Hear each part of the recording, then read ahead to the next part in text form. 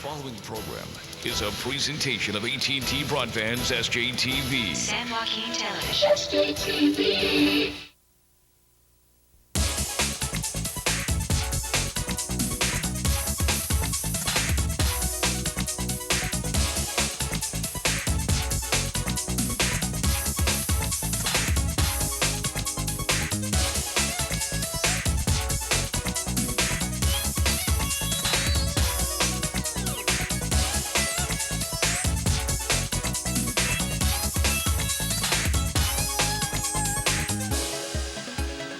Welcome for another season of high school football on the SJTV Sports Game of the Week. As tonight we kick off the season with the St. Mary's Rams hosting the Jesuit Marauders from the Thompson Sports Complex. Hello everyone, I'm Eric Alves. A new season means new hope. For Jesuit, that means improving upon first-round playoff losses in each of the last 2 years under 22nd-year head coach Dan Carmazzi. For St. Mary's, there are no playoff appearances in the last 2 years after a string of 7 in 8 years. Head coach Tony Franks is back for his second tour of duty with the Rams after leading St. Mary's from 1984 to 1987. It's Friday the 13th, so anything can happen as the Marauders battle the Rams on the SJTV Sports High School Football Game of the Week.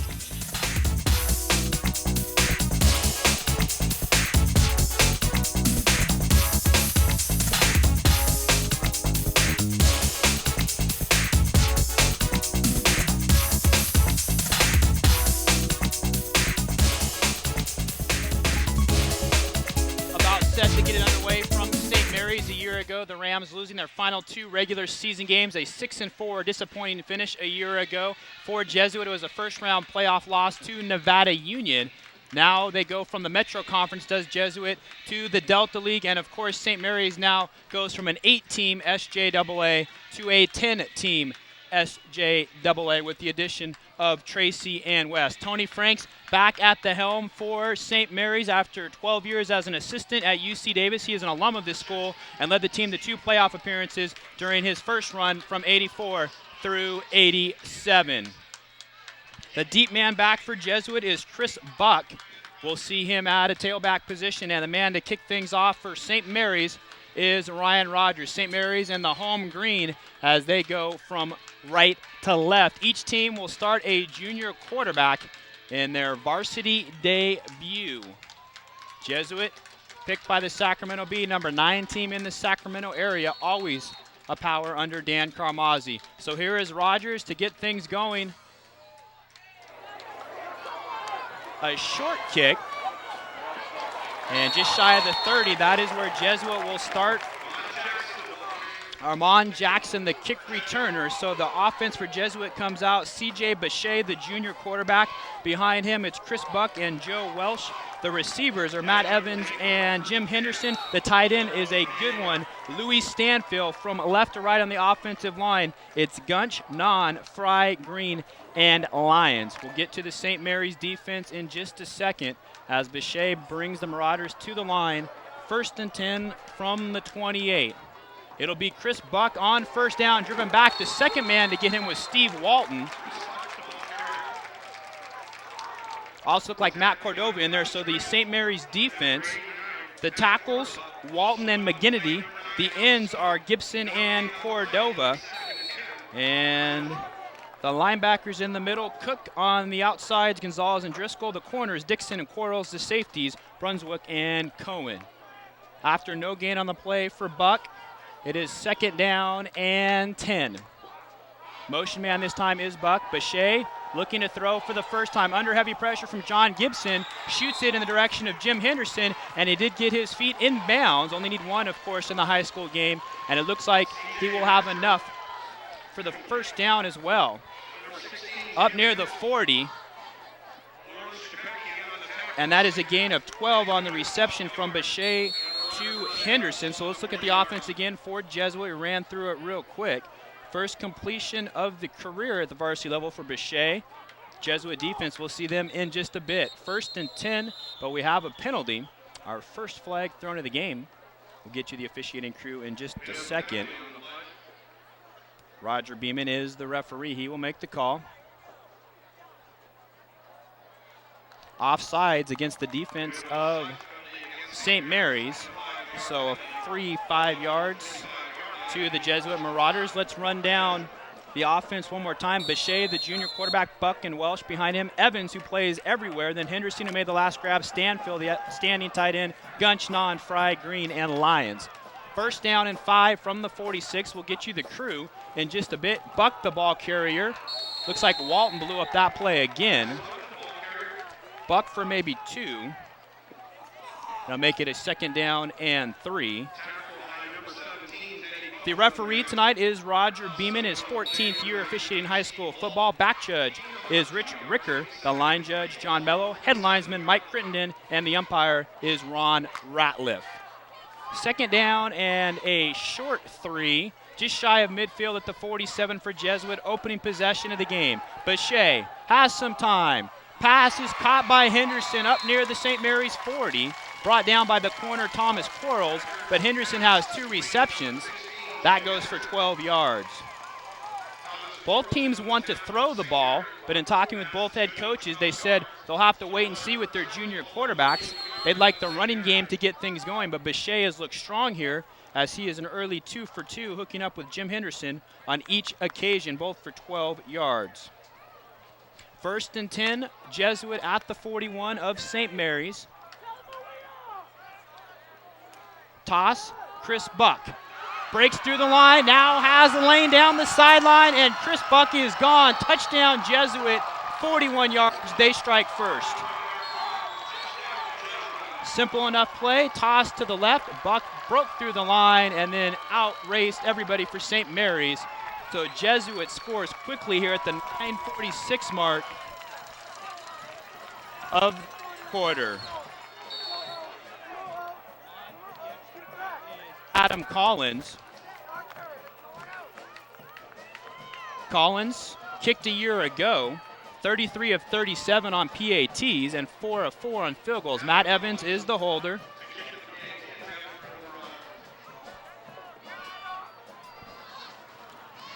Good job of holding by Evans to get the high snap down. Collins kicks, but it is no good. So Collins, who a year ago only missed 4 point afters, misses his first in the 2002 season. But Jesuit on the road strikes first, and they score in a hurry.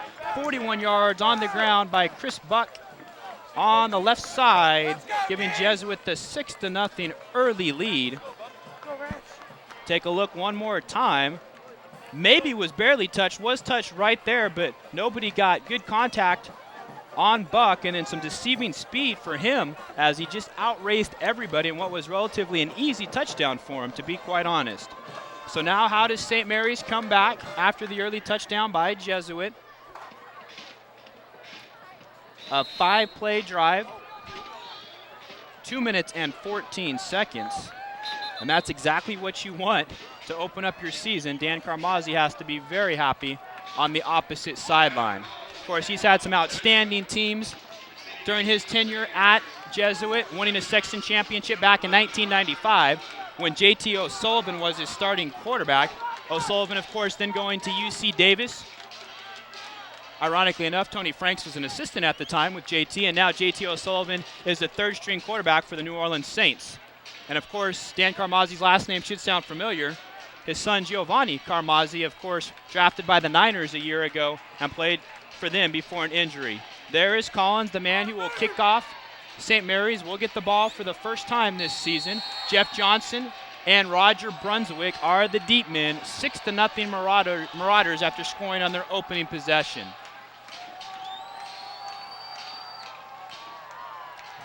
Nice kick from Collins. It'll be Johnson at the St. Mary's 4.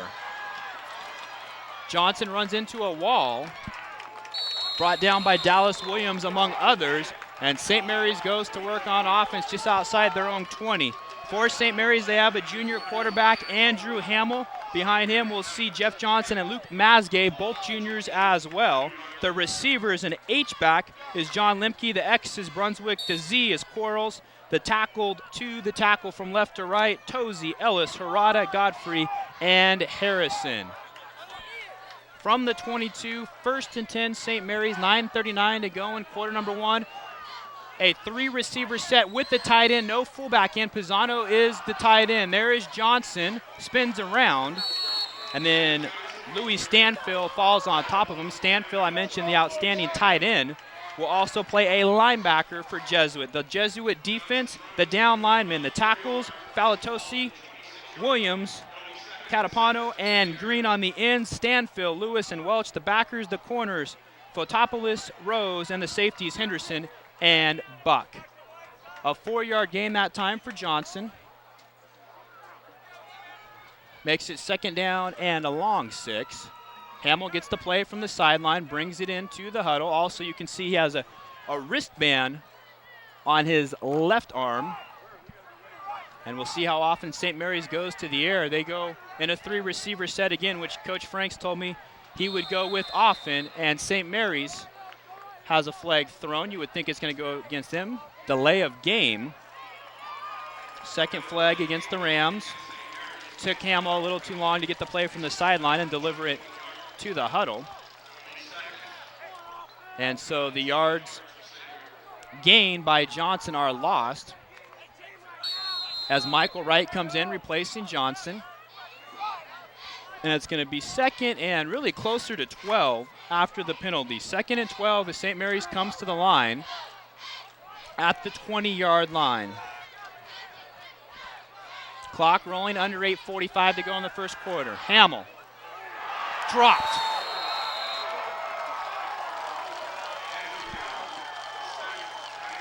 Falatuese, the man who gets to him, John Falatuese, 6'3", 265 junior, the right defensive tackle, and he just blew up the line and then landed on top of Hamill. So an inauspicious start for St. Mary's offensively. The sack, a loss of 6, and it's going to be 3rd and 18. 3rd and 18. Facing St. Mary's from their own 14-yard line. Their first possession, Jesuit scored on theirs. 6-0 our score. Hamill tosses it back. It's Michael Wright, and he gets a yard, maybe 2.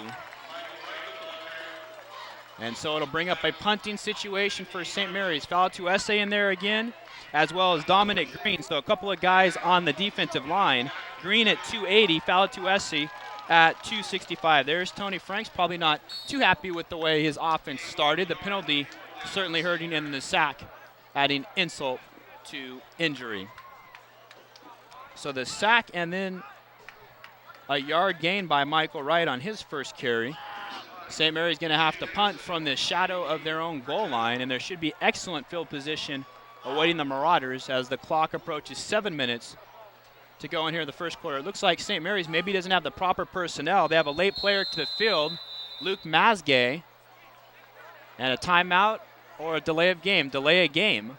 Second delay a game on St. Mary's, their 3rd penalty, which of course maybe early season jitters, first series in, but compounding the problem is the fact that St. Mary's is already down 6-0. So 2 delay game penalties. Now time for the punt. It's Brent Collins, Buck, and Henderson, the deep men for Jesuit. They're lining up on the St. Mary's side of the field.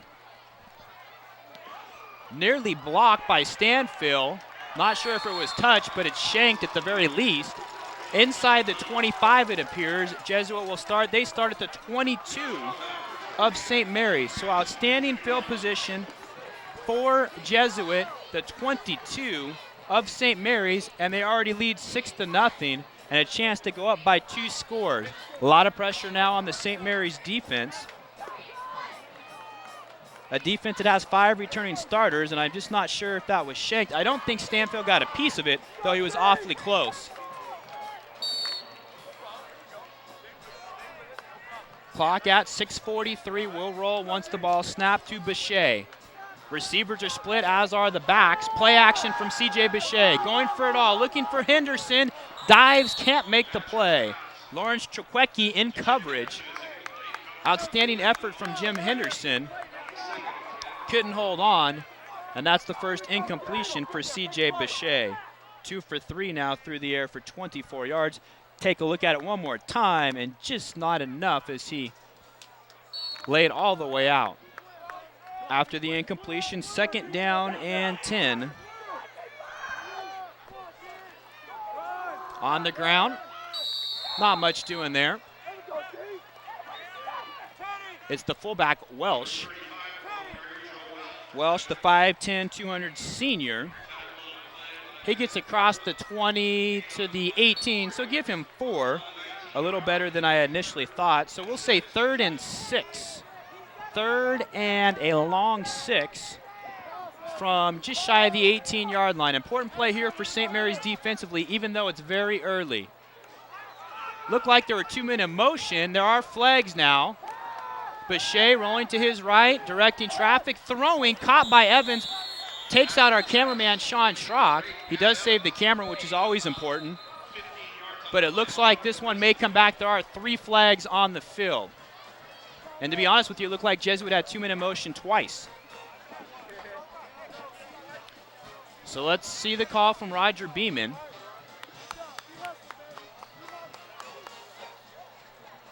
So legal shift is the call. And it's going to wipe out what would have been a first down. Look at the play coming right at you, though. The catch there by Evans and right into your living room. And he still got the shot and kept the camera up. Gotta like that. First penalty against Jesuit. Of course, a very poor time to do that for the Marauders. Brings the ball back outside the 22 to about the 24, so we'll say 3rd down and 12. 3rd and 12 upcoming here, under 6 minutes to play in the first quarter. Stanfield goes in motion, look for him. Bechet underneath, and Henderson drops it. Should have had it. Coverage there from Thomas Quarles, and maybe had he held on, Henderson could have taken it in. Bechet has looked very good here in the early going. The last 2, though, have been incomplete. And St. Mary's may have dodged a bullet. And let's see if Jesuit is going to attempt a field goal from here, which would be about a 41-yarder. They are lining up for it at least. Matt Evans is the holder. He almost set up on the wrong side. So here's Collins, who was 4 of 4 a year ago, but he did miss the earlier PAT. This is a 41-yard attempt. Kick is blocked. So St. Mary's blocks it. And Jesuit comes away with no points after starting the drive on the 22-yard line. Kick was blocked. It appeared by Alex Cook right up the middle. Of course, you have to have the low trajectory on a 41-yard kick, but it did appear Alex Cook, appropriately enough, the middle linebacker, barging through. So St. Mary's now will have it 5:33 showing on the clock, trailing 6-0 with the ball on the 32-yard line. 2 receivers. The Rams. In Charles. Underneath handoff, Jeff Johnson. And Johnson gets across the 35 up to the 36. A gain of 4. Of course, St. Mary's attempting to race, and I don't know if you can do that. Brandon Harper, their outstanding running back, who played the last 3 seasons on varsity, 4,000 yards in his career. So it'll be Jeff Johnson and Michael Wright. Wright a backup a year ago, and in a game that Brandon Harper didn't play a year ago against Bear Creek, Wright had over 100 yards. So he and Johnson are going to have to step in, and that time it's Wright who is very near a first down. Brought down that time by Adam Collins, and that is enough for a first down as Wright gets just over 6 yards on his second carry. And of course, Michael Wright, no stranger to varsity sports. As a freshman, he played varsity basketball. Hamill this time gets to play in a lot quicker to this huddle after receiving it from the sideline. St. Mary's second possession. They're driving near midfield now on a 1st and 10 from the 43, trailing 6-0. Toss goes back. It's Wright again. There is a flag down across midfield on his feet. Wright, heck of an effort to get across the 40, but there is a penalty flag on the far side of the field. So the ball just across the 40. And we'll see now an 18-yard pickup, but it will go against St. Mary's. and wipe out the run by Wright. Roger Beeman with the call. Heck of an effort, though, regardless of whether it counts or not.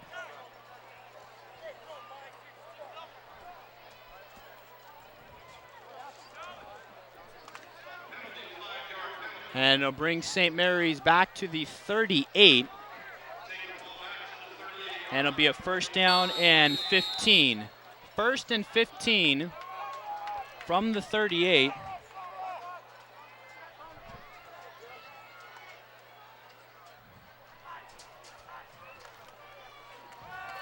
It's Wright. Gets to the 40, and then he's driven back. Ball may have come loose late. And let's see what happens when everybody unpiles. And Jesuit comes away with it. Couldn't quite tell who picked it up, but it will go to the Marauders on the fumble by St. Mary's. So it looked like St. Mary's had things cooking.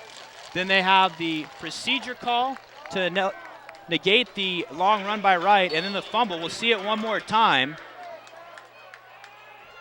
Wright battling for extra yardage. Driven back in there. Looked like Falatuese in there again. No, Stanfield, I should say. Ball comes loose. And Jesuit ends up with it. So they have it now first and 10. Chris Buck, the ball carrier. He has the game's lone score. Cohen, the safety, makes the play for St. Mary's, but Buck gets across the 40 to about the 37.5. That's a 4-yard gain. First turnover of the contest. Let's see now if Jesuit can capitalize. Stanfield, the man who hit Wright, and he was battling for extra yardage. You often see turnovers when running backs are battling for extra yardage. Bechet to the air. Pass is caught by DeLorean Walton. Nice moves there. There is a flag as well. Walton inside the 25 to the 24. Walton, the 6'2", 195 senior, brings it inside the 24. That's a pickup of 13, but we'll see. But the flag does go against Jesuit, so each team hurting themselves now.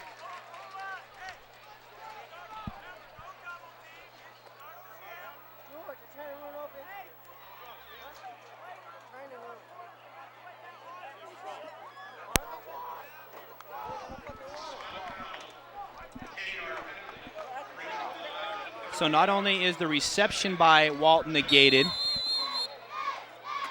but it'll be a second down and 7 from the 38 after the penalty. So each team has now had a big play negated. Clock at 2:49 and rolling here in quarter number 1. Bechet setting up the screen to Buck. Played well by St. Mary's. Gibson, the first man to get a piece of Buck. And then also Juan Flores finishing off the play. Buck doing a little bit of everything, running and receiving. That's really only about a 3-yard play, though, on the reception. Reception, a gain of 3. Third down and 5. 3rd and 5, Jesuit leading 6-0, nearing the 2-minute mark of the first quarter. Bechet hit as he throws. Ball goes in and out of the hands of Jim Henderson. So for Henderson, after a very good start, he's dropped a couple that maybe he should have had. Incompletion on 3rd down brings up a 4th and 5. And this kick would be 54 yards, so it appears to be a punting situation as Henderson unable to hold on to the 3rd down attempt. St. Mary's appears for the moment that they've survived the fumble, and of course previously they survived Jesuit taking over on the 22 after a shanked punt. Right now St. Mary's very fortunate to be trailing 6-0. Of course this is a spot where maybe a team would go for a fake on a 4th and 5 from the other team's 37-yard line. Let's see if it's snapped to the up man potentially. No, Collins, pooch kick, returnable here. It's Brunswick from the 10.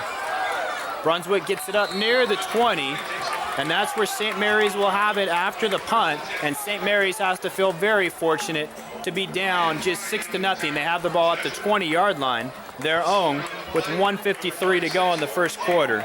The lone touchdown coming at the 9:46 mark of this first quarter. Opening possession for Jesuit, a 5-play drive. The 5th play, a 41-yard touchdown run by Chris Buck.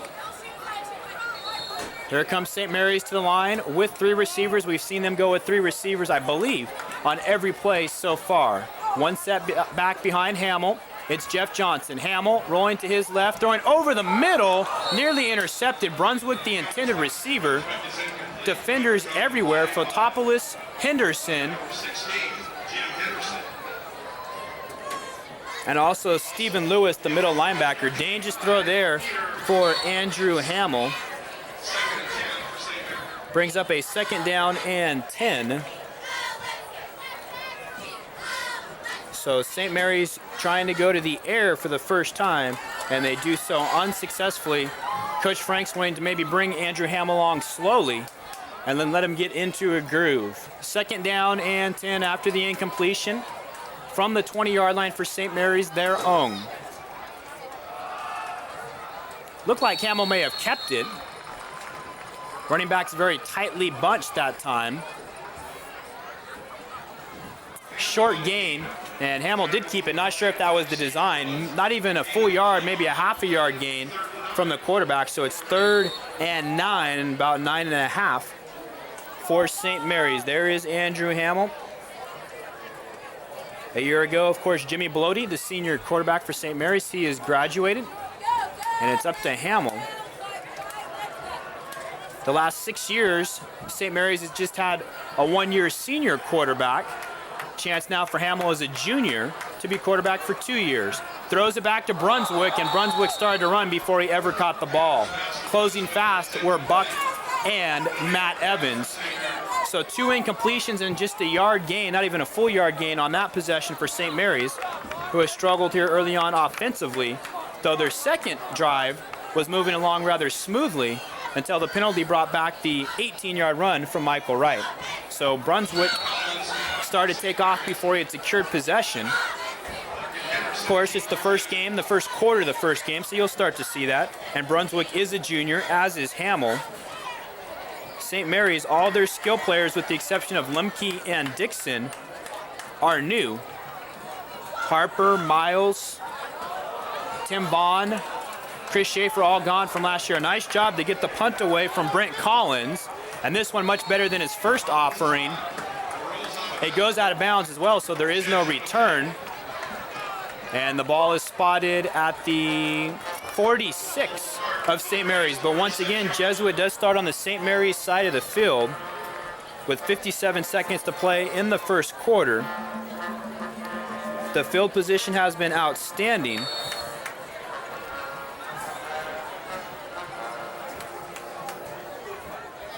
For Jesuit, 3 occasions starting on the St. Mary's side of the field, but their lone touchdown came when they started at their own 28.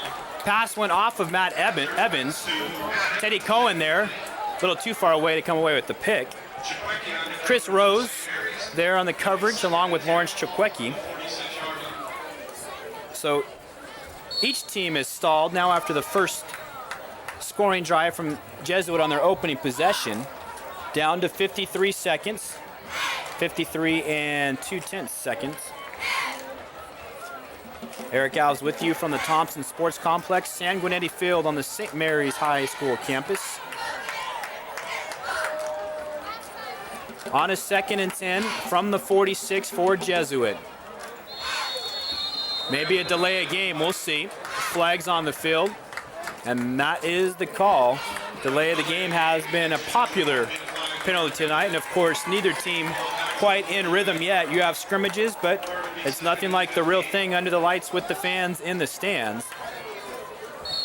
Jesuit held their scrimmage against Del Oro. For St. Mary's, theirs was against Nevada Union. Clock rolls under a minute.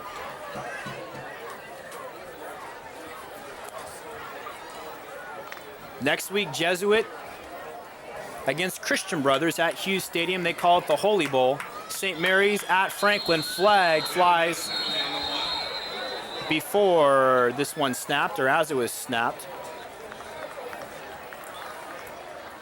which you would think means it's against Jesuit, and they were offsides.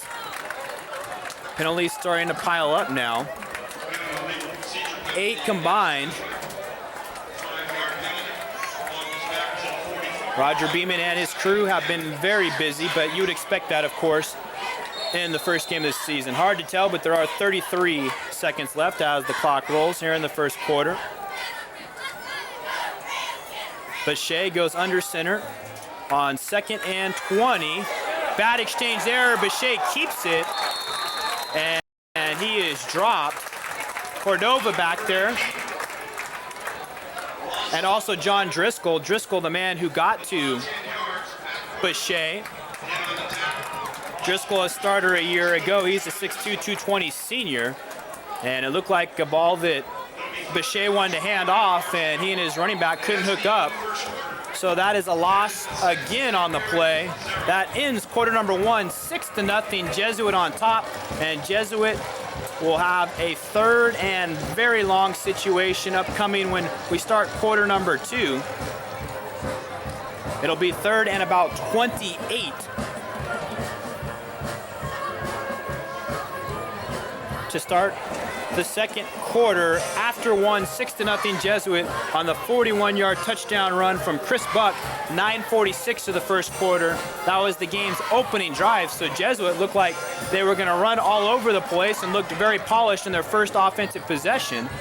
But since then, they've had some golden opportunities, one off a shank punt and one off a fumble, but haven't been able to cash them in. There was a blocked field goal by Alex Cook. There is Dan Carmazzi, 26 years at Jesuit, 22 years as the head coach, 7 times to the championship, also a section championship in 1995, a game that we were at Stagg Stadium against the upstart Golden Valley Cougars from Merced. 21-19 the final score in that game. JT O'Sullivan was the starting quarterback in that game.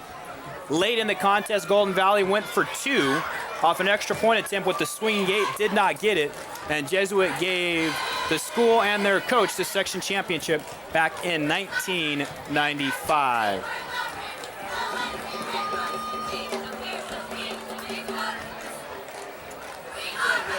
So 3rd and 28 by my count as we start the second quarter. Trying to get the chains set up on the far side. Usually, of course, they're used to being 10 yards apart.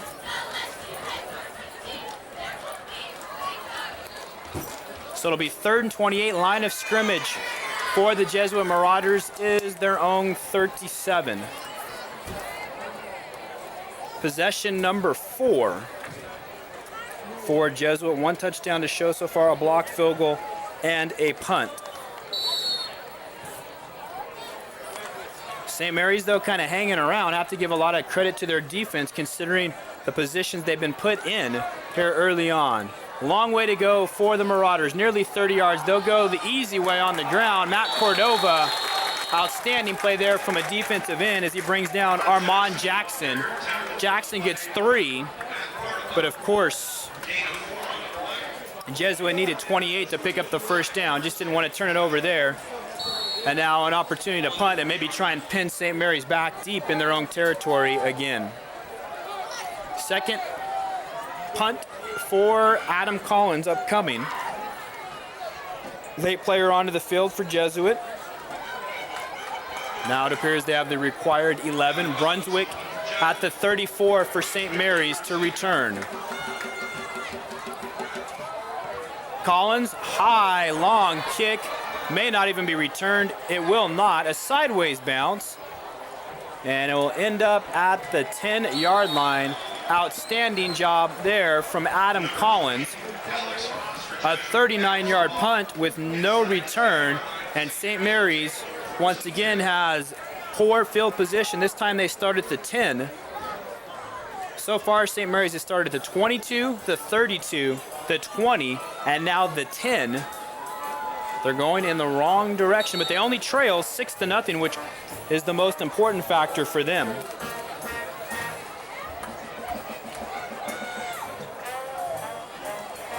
One minute into quarter number 2. As Hamill goes under center. Dixon, the motion man.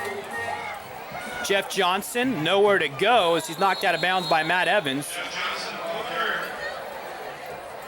pursuit given by Josh Catapano as well. Catapano, 6'3", 230 junior. And I mentioned Matt Evans. He starts as a receiver. He is the backup quarterback. He holds. He's a backup safety. So he'll find a way to get into the game on almost every play. For Johnson, maybe a loss of a yard. Flag thrown. Both teams have had difficulty snapping the ball. Lining up offsides, delay of game. And that was the case again for St. Mary's as they are offsides. So by my count, and I've lost track to be honest with you, 5 for Jesuit, 4 for St. Mary's. You could probably throw 1 or 2 more on for each team. They've been coming so frequently. So that makes it now a 2nd down and 16 after the penalty. St. Mary's at their own 4-yard line. Have to be careful here. Over the middle, all along the tight end, Pisano. Pisano, a first down. Outstanding play call there for St. Mary's as Anthony Pisano gets up to the 27-yard line. A gain of 23 and the first completion of the game for St. Mary's. Right over the middle of the drop-off, tight end not picked up all alone. And 23 yards on the biggest offensive play of the game for St. Mary's. Tony Frank serves as the offensive coordinator. Also, he has a former UC Davis player, Eric Bergstrom, who was a tight end last year at Davis, as his offensive coordinator as well. Nate Nelson last year was at Davis, a safety. He's the D coordinator. Blake Eagle, a former St. Mary's player, is an assistant, and Melvin McClendon. Johnson spins around across the 40, dives in, he's at midfield. And a big gainer for Jeff Johnson. St. Mary's showing some signs of life. A gain of 23 for Johnson. So back-to-back plays of 23 for St. Mary's. First the catch by Pisano, and there the run by Johnson. 46 yards gained by St. Mary's on their previous 2 plays, and their total offense up to that point was about 5 yards. Still trailing 6-0 though are the Rams. They have it at midfield as they look to officially get on the Jesuit side of the field. They had previously, but a penalty brought it back. Johnson takes the toss, runs left, but runs into Stanfill and also Dominic Green. A couple of yards. Johnson becoming the workhorse. He's a junior. 2nd down and 8 as St. Mary's is on Jesuit's side of the field. And of course, with the touchdown and a successful extra point, could take the lead. And at this point, they've been outplayed, but they have hung around, and a lot of the credit should be given to their defense. 2 receivers to the left this time for St. Mary's. Here is Johnson again, this time up the gut. Ball comes loose. Jesuit going the other way with Adam Collins, but it looks like the officials may say the ball was down. Johnson, no, they will give it to Jesuit.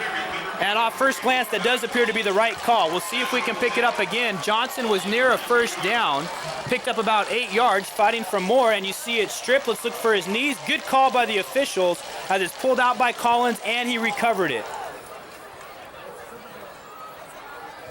Then Collins tried to get up and run with it, but of course, if your knees are down in high school, regardless of whether you've been touched or not, you are down. But Collins ripped it and also recovered. Officials right on that one. 2nd fumble by St. Mary's.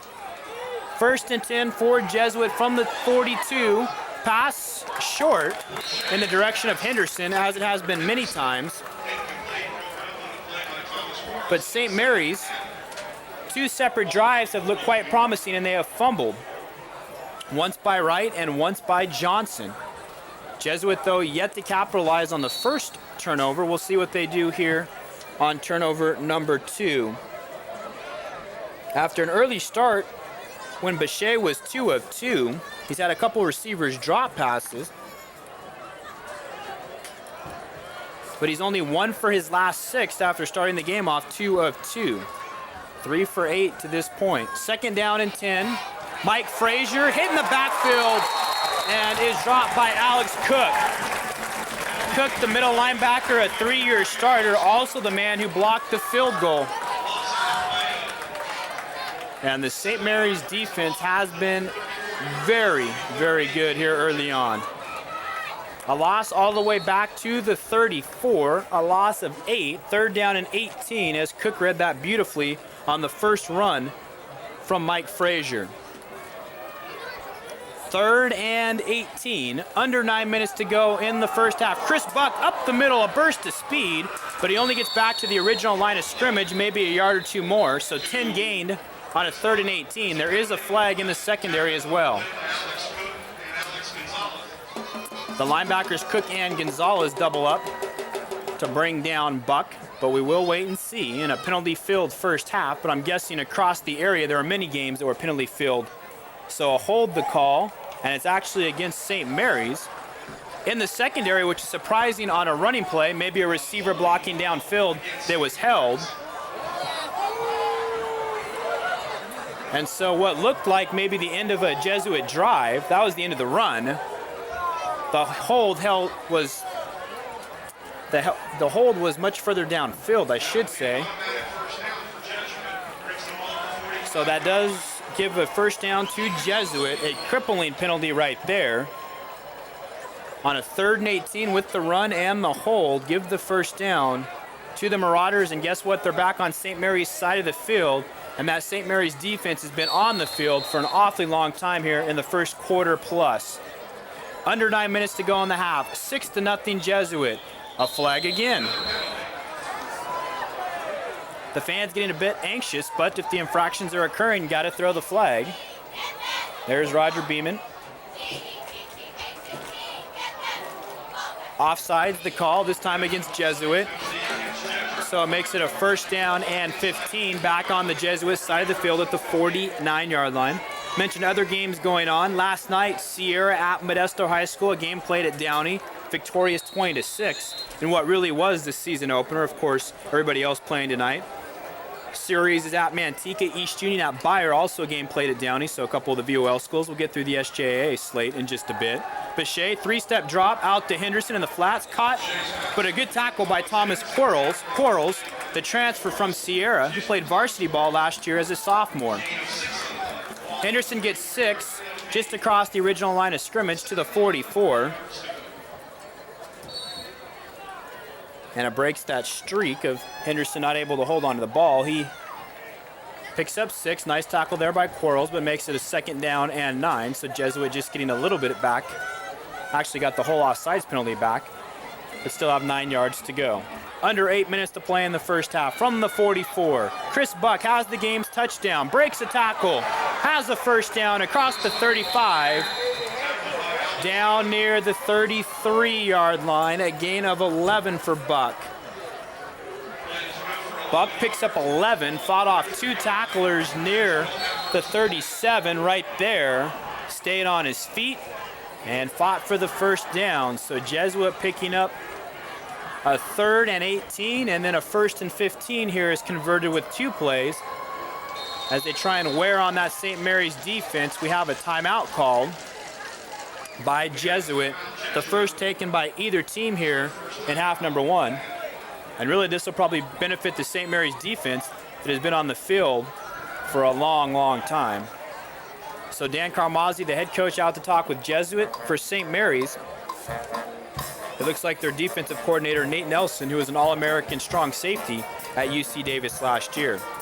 I mentioned the slate of games got through the Manteca schools playing tonight.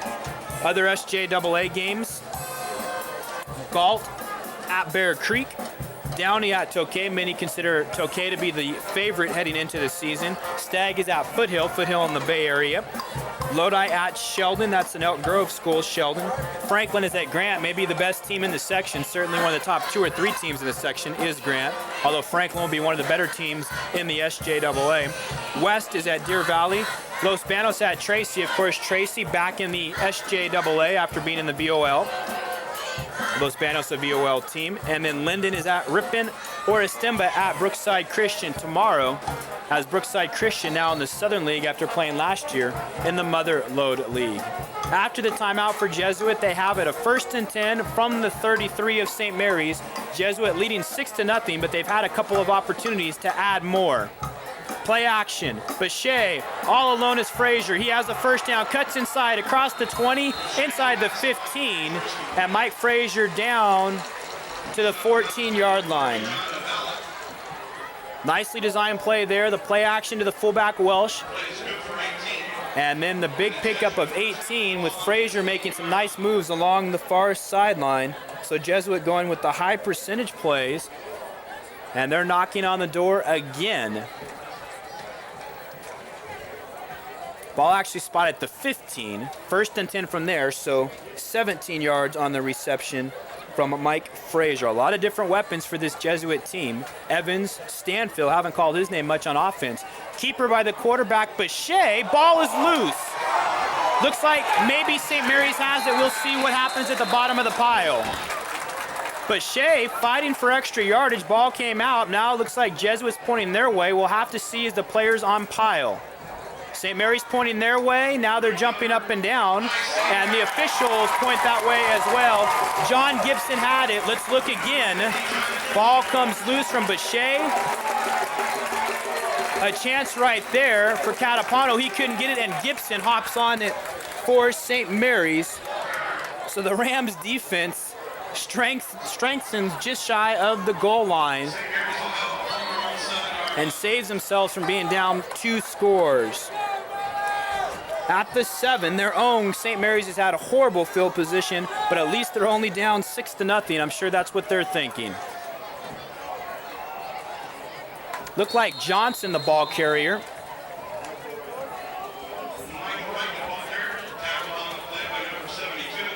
Hit for no gain, maybe a yard gain. So Johnson gets the yard, or loses a yard, I should say.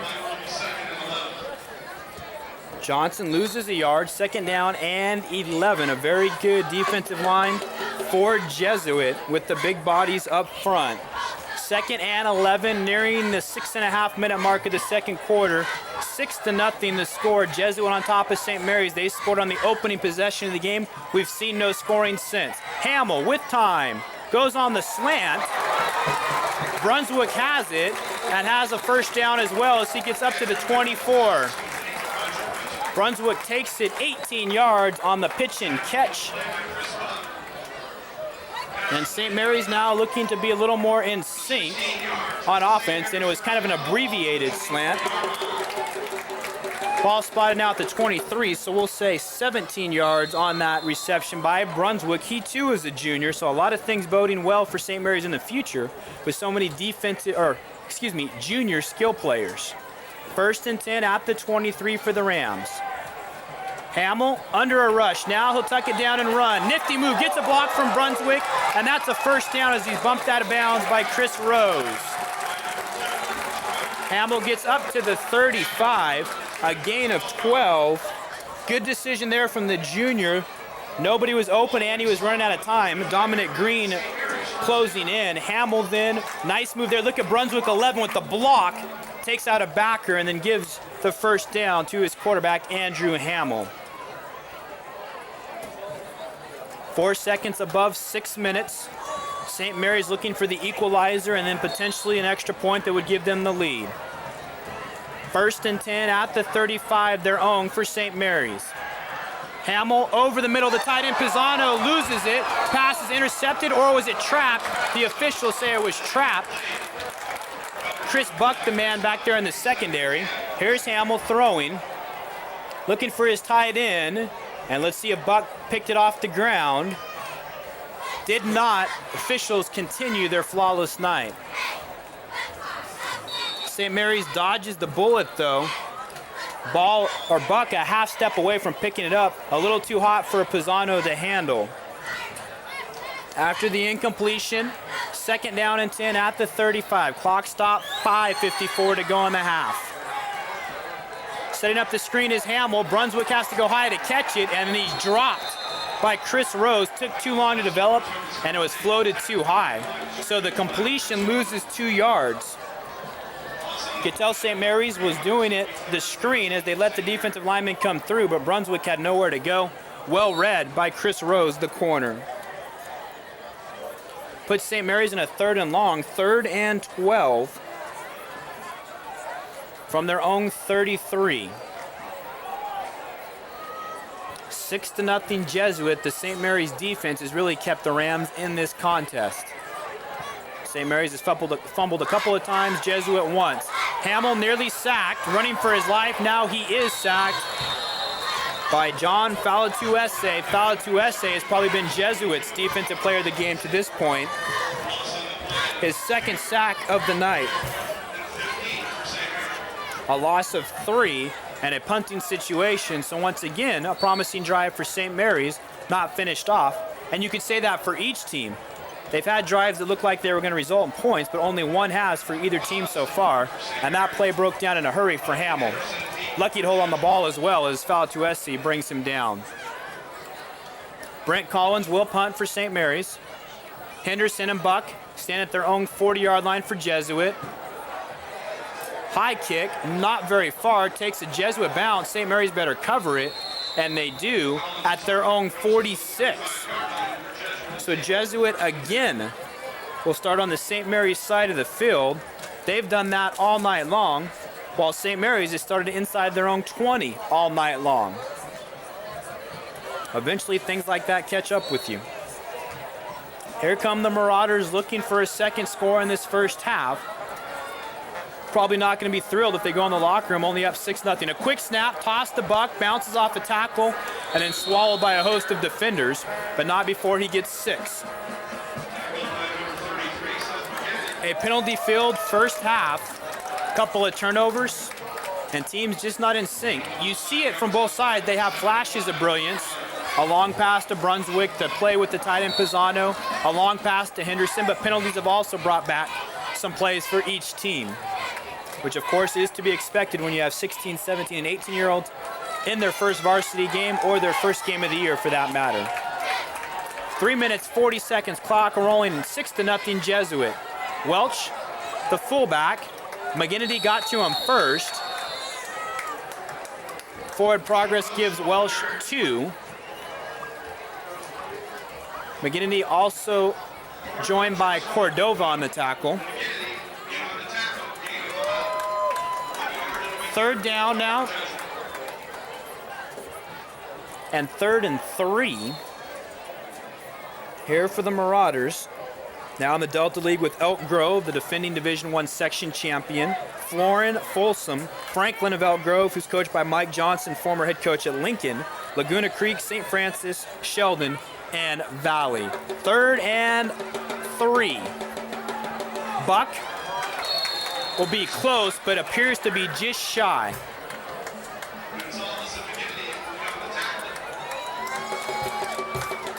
Buck needed a long 3, and he's about a full yard short. So 4th down and 1 for the Marauders at the 36 of St. Mary's. You would think they'll go for it here.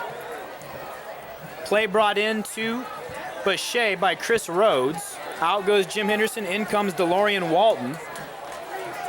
3rd and 1, will it be a quarterback, or 4th and 1, will it be a quarterback keeper, or does Jesuit risk the exchange with the running back? They do, it's Buck, he has the first down, he picks up 2.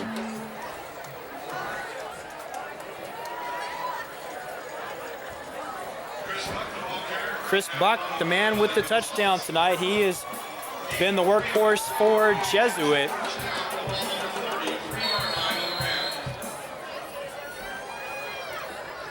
Here are the Marauders with under 2 minutes to go in the first half. They have 2 timeouts remaining, trying to add on to a 6-0 lead. St. Mary's defense easily has been on the field 65% of the first half, if not more. Boucher out to the right, caught by Armand Jackson. Cook gets him from behind, but not before Jackson has a Jesuit first down across the 25 to the 23. Picks up 11 on the play. Another weapon in the Marauder assault. Jackson, Buck, Welsh, Henderson, Walton, Evans, Stanfield, all guys that we've talked about offensively, along with the quarterback, C.J. Boucher, who has played quite well in his varsity debut. Under a minute and a half Now Jesuit inside the 25 of St. Mary's. Here's Jackson on the ground. Not much doing. Cook gets him low. McGinnity, among others, gets him high for St. Mary's.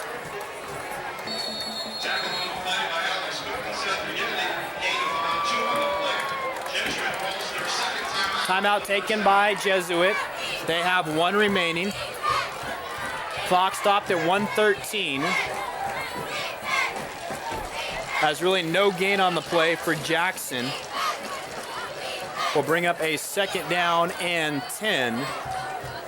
And this is very key, quite obviously. Either Jesuit comes in and gets points. They either go up 9-0 or 13 or 14-0 if they go for 2. Or St. Mary's comes away with a stop, and even though they would be down 6-0 heading to the locker room, they would be quite happy, I'm sure, considering what's transpired here in the first half. And really the key has been the field position Jesuit has enjoyed, and of course the poor field position St. Mary's has been in. 1 timeout left for Jesuit. They have it 2nd and 10 at the 23 of St. Mary's.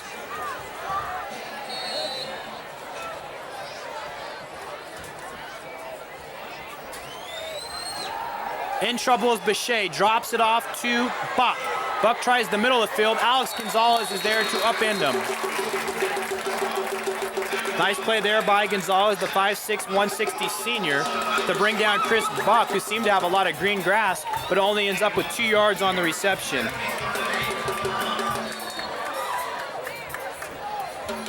Third down and 8 from the 21. Under a minute to go in the first half after the defensive play by Alex Gonzalez.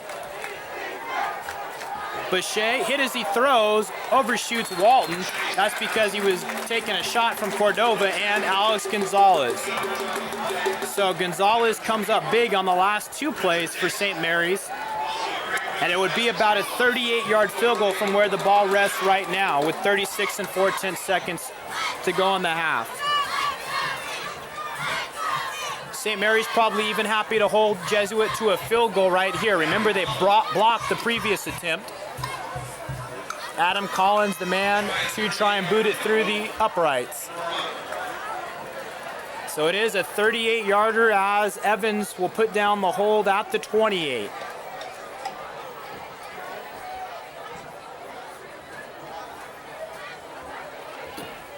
Kick is up. And it is drilled by Collins, showing you why he only missed 4 PATs a year ago and was perfect on field goals. That would have been good maybe from 50, at least from 45, as the 38-yard field goal is good from Adam Collins with 31 seconds to go in the half. But all things considered, St. Mary's probably pretty lucky to only be down 9-0. And a good shot from overhead from Sean Schrock, who's recovered from his early hit nicely. St. Mary's does have their full complement of timeouts, but you would think they'll just run a play or 2 and then run in the locker room and try and regroup. There's Tony Franks talking with his team, and he's got to be awfully happy with his defense, but his offense has turned the ball over a couple of times and have had inopportune penalties, as if there is an opportune penalty. Good crowd here at St. Mary's for the opener of the Thompson Sports Complex. Jesuit from Carmichael in the Sacramento area. So a bit of a drive for them, but the Marauders with some supporters here. An all-boys school. Perennially very good in all sports, baseball, basketball, football. As I said, they'll play in the Holy Bowl next week against Christian Brothers, which is actually the school Coach Carmazzi graduated from. So he crossed over to coach for his rival after 1 year as an assistant at Christian Brothers. And Tony Franks is back here at his alma mater, graduating from St. Mary's in 1976. Chris Rose kicks off this time, low liner. From the 14, it's Thomas Quarles. Quarles, had he been able to get to the outside, might have had a chance down the far sideline, or the near sideline, I should say, but he is tripped up. Pretty good return, but only 25 seconds left in the second quarter for St. Mary's. Ball's at the 33. And ironically enough, that's the best field position St. Mary's has had all night. The worst field position Jesuits had all night is their own 28, and that's the drive they scored the touchdown on. St. Mary's does have the 3 receivers set, I formation behind Hamill. You wouldn't think they're going to throw it though. Offset I now. Toss, here's a halfback option coming. Johnson. Now we'll try and run. Slips and then is knocked out of bounds. Flag comes in, maybe a late hit coming. Pretty heady decision by Jeff Johnson. It was the halfback option, but he didn't see anybody open, so did not force it in there. I'm guessing those were the instructions he was given. But it looks like there's going to be a late hit called. Here's Roger Beeman with the call.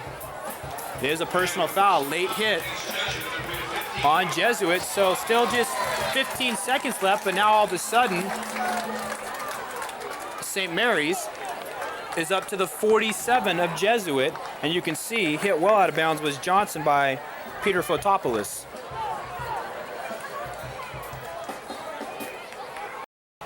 At the 47, St. Mary's does have all 3 timeouts, but just 15.5 seconds.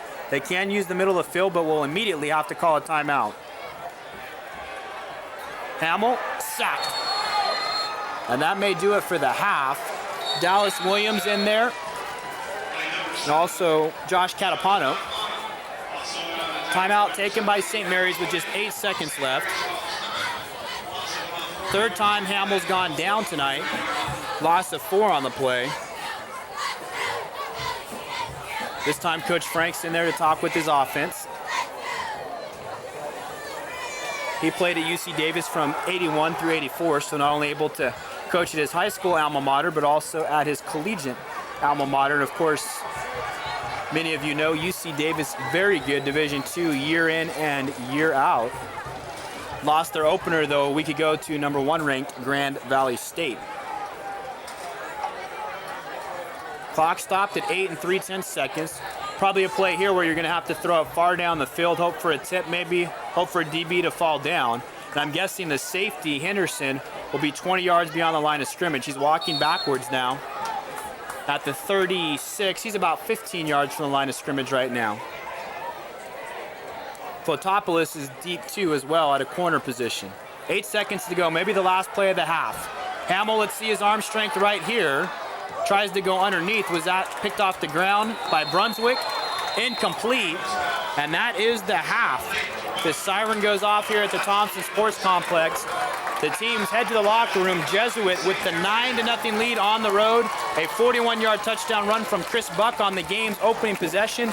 And just seconds ago, a 38-yard field goal from Adam Collins. And to be honest with you, St. Mary's pretty lucky only to be down 9-0. A lot of credit given to their defense. But will that defense tire in the second half? They were on the field a whole lot. We head to the second half, 9-0 Jesuit.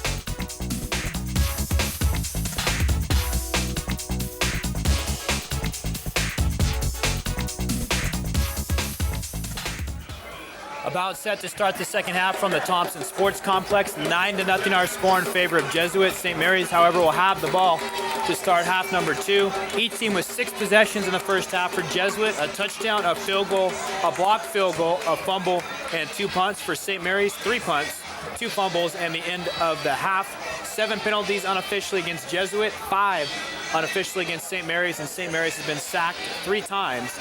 The St. Mary's defense was on the field an awfully long time in the first half. They played extremely well. You just have to wonder if they'll wear down here in half number 2. Many of the penalties coming from receivers lining up improperly. Of course, you need to have 7 on the line of scrimmage. So sometimes teams going with 6 or sometimes with 8 and then having an ineligible receiver downfield. Chris Rose kicks it away for Jesuit. It's Brunswick from the 1. hit hard as he gets to the 20 and goes down at the 21. Joe Welsh makes the tackle on special teams, the fullback. And Lewis as well, so a couple of linebackers also on defense there on special teams. St. Mary's has it offensively, and they didn't play poorly offensively. They just picked wrong times to have penalties, and of course the 2 fumbles hurt greatly because they were driving on each of those occasions. One from Johnson, one from Wright. Wright, 2 carries for 7 yards in the first half. Johnson, 8 for 47. Snap bobbled by Hamill, the quarterback. Let's see if he gets it back. Looks like he does fall on it, but it's a loss of 2. And makes it a 2nd and 12. Hamill sacked 3 times in the first half, twice by John Falatuese. 6 seniors, 5 juniors on offense for this St. Mary's team, but as I said, all the skill players are new with the exception of Richard Dixon. Looks like maybe jumping off sides was Dallas Williams. We'll wait and see the call.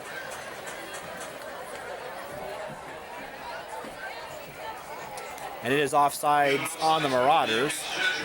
Of course, you don't want to help out St. Mary's.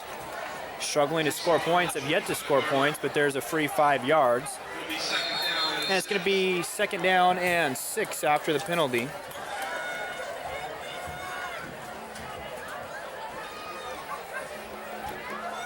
From the 25. Toss, Jeff Johnson, left side. Good run, near a first down, stood up, driven out of bounds, right at the 31, and will be close to a first down. For Johnson, his 9th carry, 53 yards. A minute in to the second half.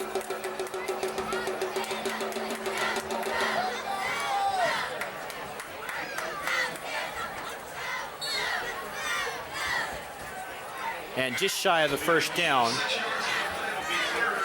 3rd down and a yard from the 31, really less than a half a yard for a first down. Tight formation. It's Johnson, that's a first down. He gets to the 35, a gain of 4. And his 10th carry now for 57, so good numbers there. Nearly 6 yards per carry. Dixon out, Quarles in with the play to Andrew Hamill. Hamill in the first half, 3 of 7, 38 yards, twice hooked up with Roger Brunswick, and had a big completion to his tight end, Anthony Pisano. 1st and 10 from the 35. Masgay in front of Johnson, now goes offset. And it looks like Jesuit jumps offsides again. This time it may be Falatuese on the interior. That is the call, and that's at least the 9th penalty against Jesuit. St. Mary's a year ago lost their last 2 games to Tokay and Lincoln. They did the same the year before after making the playoffs 7 of the 8 previous seasons. And they were making strong pushes to the postseason in each of the last 2 years before being upset by Tokay. Of course, Tony Franks in his first year of his 2nd tour of duty. Incomplete there, as that's the same place St. Mary's had the big completion to Pisano before. That time, much better covered. Adam Collins there, along with Stephen Lewis for Jesuit. Of course, Steve Town, the former head man here at St. Mary's, 13 years, 91 wins. 3 league titles, 8 times in the postseason, and now Tony Franks in between 2 of his assistants. Back after being the coach from 84 through 87. And seeing his offense right now face a 2nd down and about 5. 2nd and 5 from just across the 40 for St. Mary's. Opening possession, second half. Johnson, play is strung out to the right side. A flag is thrown, and Johnson's gonna lose 6, maybe 7. We'll see if it's a hold here or a face mask.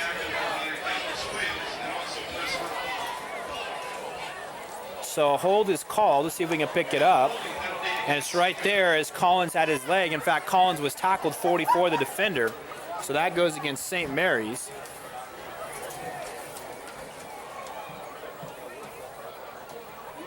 Well defended by the Marauders, pushing Johnson to the right side. The play was a loss of about 7 back to the 34.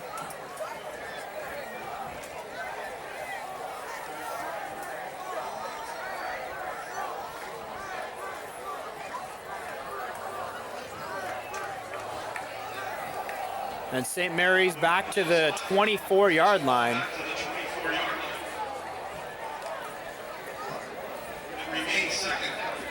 Second down for the Rams. They have to get to the 45 to pick up a first down. 2nd and 21. 2nd and 21 after the penalty. At the 24. Hamill to the air. There is a flag down. Passes nearly picked off by Chris Rose. Penalty flag right now rests at the 37-yard line. And we're working on 20 flags thrown in this contest.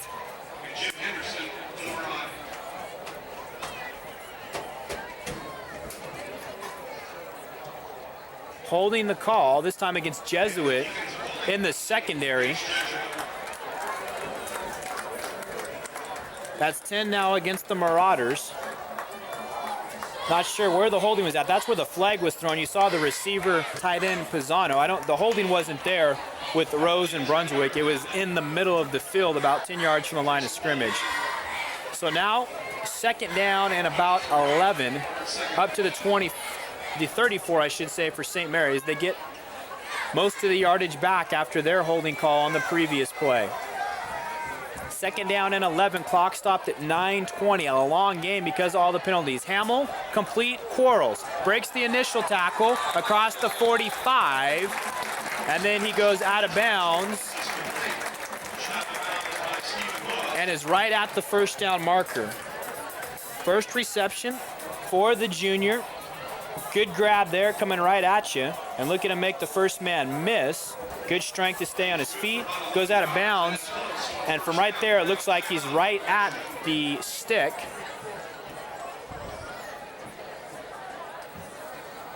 Where the ball spotted right now, it appears to be a couple of inches short.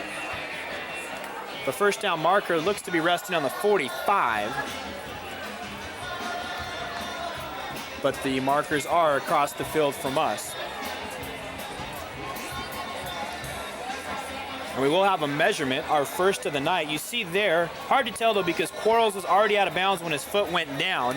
And of course that's all up to where the officials want to spot it, or where they see Quarles actually going out of bounds. So we have our first measurement.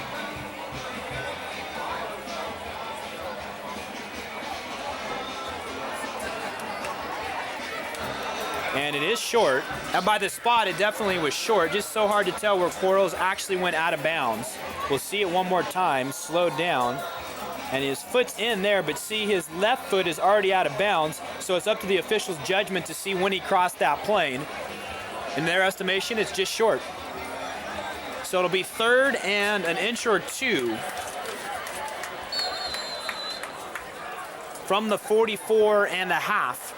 Nearing 9 minutes to play in the third quarter. Jesuit leading St. Mary's 9-0. Rams opening possession of the second half.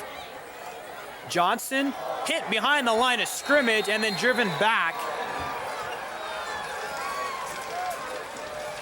Jeff Johnson, a long fair tackle behind the line of scrimmage. Will be 4th for St. Mary's. It looked like Stanfield was the first man to get to Johnson, and he is the man down now, I believe. Which of course would be a devastating blow to Jesuit. We have a timeout for an injured Jesuit player. We've been lucky tonight, only our first injury. Usually in the first game, maybe everybody not quite in shape yet, maybe a cramp or 2, but that play blown up on a 3rd and less than a yard. Sometimes you'll see teams stay with the quarterback keeper, so you don't have to go back first to go forward.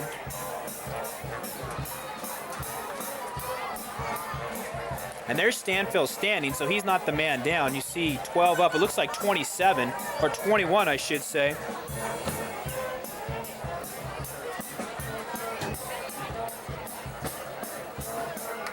So a big stop defensively from Jesuit. The Marauders The flag made the trip from Carmichael as well. And it's Chris Buck. Buck the man to get up. So Buck, the man who scored the game's lone touchdown, stops St. Mary's there. He had the initial hit on Johnson, and the rest of his team helped out. So a loss on the play of 2 on a 3rd and less than a yard, and you would think St. Mary's is going to have to punt from here at their own 43. So maybe the game's 2 biggest plays coming from Chris Buck, and you have to wonder if he'll be able to come back for the Marauders offensively. Of course, that's always the risk you run, having guys play 2 ways, but in the high school game, you have to do that. Jesuit, 44 players on their roster. St. Mary's, 46. 26 seniors, 18 juniors for Jesuit. St. Mary's, 26 seniors. To go along with 22 juniors, so actually 48 on their roster. Brent Collins will punt for the Rams on 4th and 2. Walton and Henderson stand at their own 24. Good kick from Collins. Bounces straight up, and we'll have a slight St. Mary's roll to the 33.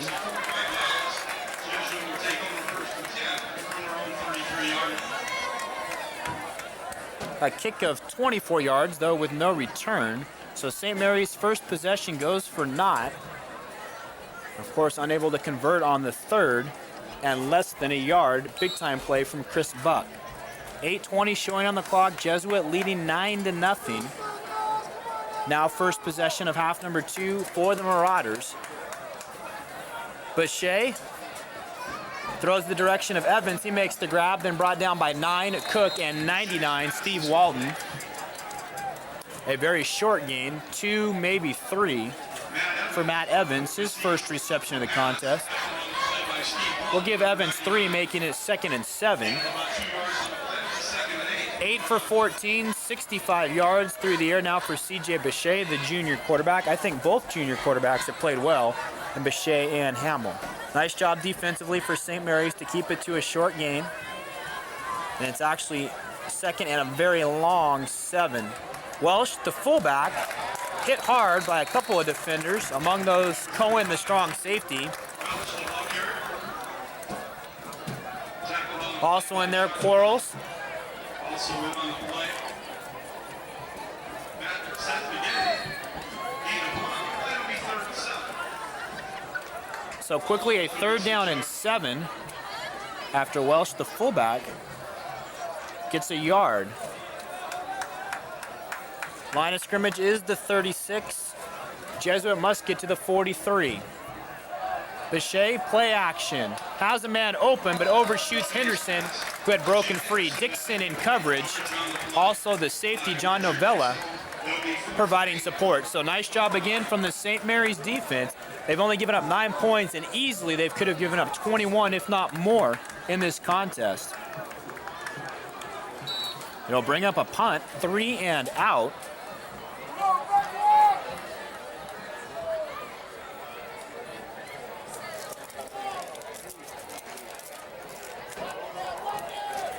(9-0) the score, almost halfway through the 3rd quarter. Collins, the punter, low snap. Wobbler, Brunswick will not have a chance to return, and an outstanding bounce for Jesuit inside the 10 down to maybe the 8-yard line. A 46-yard punt with no return.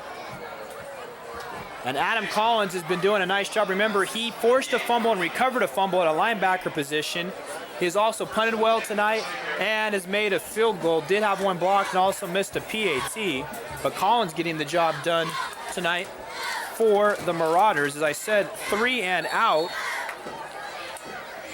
Just a second 3 and out. Actually, the 3rd 3 and out of the night.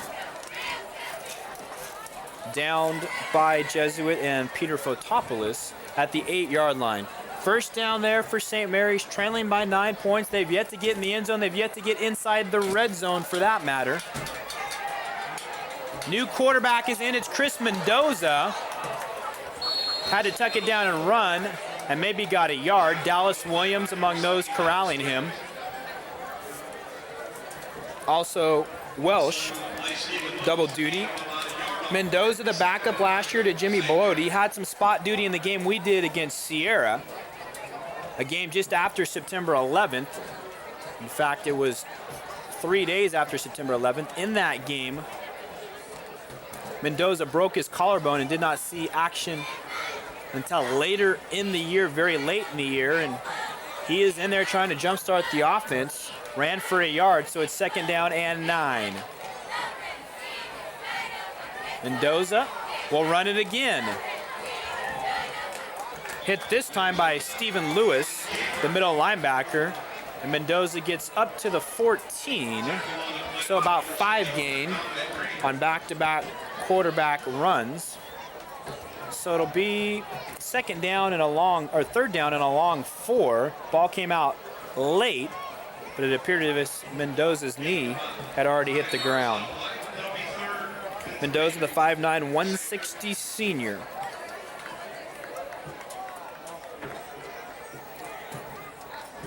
So 3rd down and 4. Ball just shy of the 15. St. Mary's has to get across the 18, nearing the 5-minute mark of the 3rd quarter. 9-0 Jesuit. Jeff Johnson gonna have some work to do. He has the 1st down across the 20, driven back. Now he gets across the 25 before he falls at about the 27-yard line. A gain of 13 on the play by Johnson. So a 3rd and 4, gutsy call there, but Johnson picks it up. He looks a little winded, number 4, on the sideline. But that is now his 12th carry for 68 yards. Excellent shot right there from Sean Schrock. Eric Al's with you on the SJTV Sports High School Football Game of the Week. Next week, Demetrius Snayer brings you Bear Creek and Lodi. Nicole Ferran, Nick Lujan, Leo Gales, Garrett Knapp, and Michael January, all part of the crew tonight. 1st down and 10 from the 27 for St. Mary's, trailing 9-0. Play action, Mendoza. Running out of room, throws as he goes out of bounds. Lucky for him, he was out of bounds. Otherwise, it'd be an INT. Henderson picked it off, but Mendoza's foot was on the sideline very clearly before releasing the ball. So, of the 4 snaps Mendoza's been in there, 3 of the 4 he's gone back to pass. Time not yet a huge factor for St. Mary's, but of course the later you get in the game, the more you start to press when you're down by 2 scores and you've yet to score offensively. 2nd down and 23, or check that, 2nd down and 15, I should say, from the 23. There's a flag down as Johnson runs and gets shy of the 30, maybe a gain of 5, but there is a penalty flag on the field. And we'll see maybe if St. Mary's was lining up improperly again. Both teams have been guilty of that on numerous occasions. Haven't had a flag actually thrown in a while. There's the run from Johnson, but it's going to go for naught as is procedure on the Rams. And once again, they're going in the wrong direction. Penalties have just bogged down Rams drives. Mentioned next week, Bear Creek and Lodi. I remember a year ago that was a 48-47 game, our best game of the year. Then 2 weeks from tonight, we're back at Manteca to see the defending Division II champions take on Vanden, who last year was a Division III playoff team, and this year the Valley Oak League is a D3 league, so Manteca and Vanden could, of course, meet again. Penalty declined by Jesuit, so Johnson gets 5, and it makes it 3rd down and about 8. Toss to Johnson, and there is a late flag that comes in. Johnson gets up to the 32, maybe 4 gain. Dallas Williams in there again, defensively for Jesuit. And let's see which way the flag goes. And it goes against St. Mary's. I'm guessing it'll be declined. And then it would be a punting situation for the Rams. Or, of course, you could always march them back and do the down over again. Holding on St. Mary's is declined, as I suspected, so it's a punting situation for St. Mary's. Another chance for Jesuit. And you would think a 3rd score for the Marauders would maybe do in St. Mary's, even though we're still in the 3rd quarter.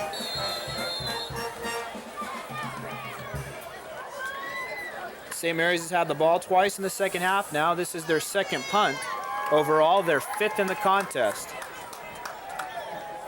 It's Collins to boot it away. Walton and Henderson stand at the Jesuit 37. Marauders should get good field position again. High snap. Collins chases it back, just gets it away. Stanfield almost had another block.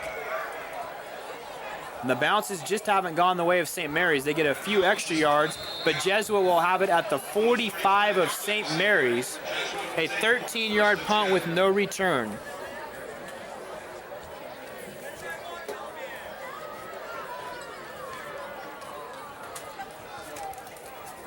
(9-0) our score, 3:39 to go in the third quarter.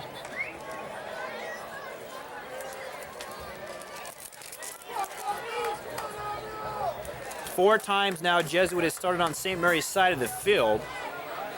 Here's Armand Jackson. Didn't see a lot of action in the first half, but maybe in there because remember Chris Buck was injured on a defensive play when he tackled Jeff Johnson. Good run for Armand Jackson inside the 40 to the 38. Gets about 8. Nice job by that offensive line as well for Jesuit. Up front with Gunch, Non, Fry, Green, and Lyons. Second down and 3, so we'll give 7 to Jackson on the last run. Not much doing this time on the ground for Jesuit. Whole front line is there for St. Mary's defensively. Second carry for Mike Frazier. Frazier has had negative yardage on each of his 2 carries, but did have a reception for 17. Good job again by the St. Mary's defense. Third down and now 4, maybe a loss of a yard on the play. At the 39, third and a short 4 for Jesuit. It's Jackson, hit and driven back. It looked like he had a chance to turn the corner, and Cook there for St. Mary's. Also looked like by Cohen, I think, but certainly Alex Cook was there, who has been very good defensively, maybe the best player defensively for St. Mary's. You see Jackson, 28, coming around the corner, and he's going to be driven back by Cohen and Cook. Different angle here.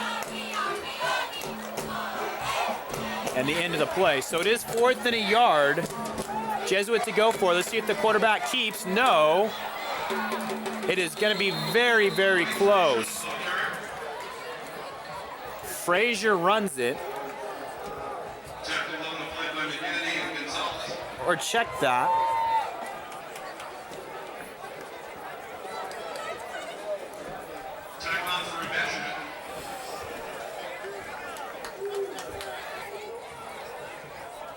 Our second measurement.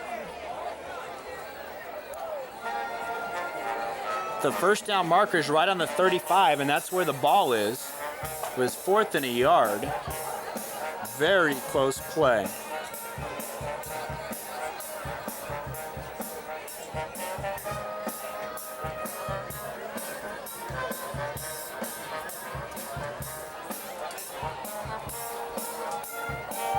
Huge moment here for St. Mary's.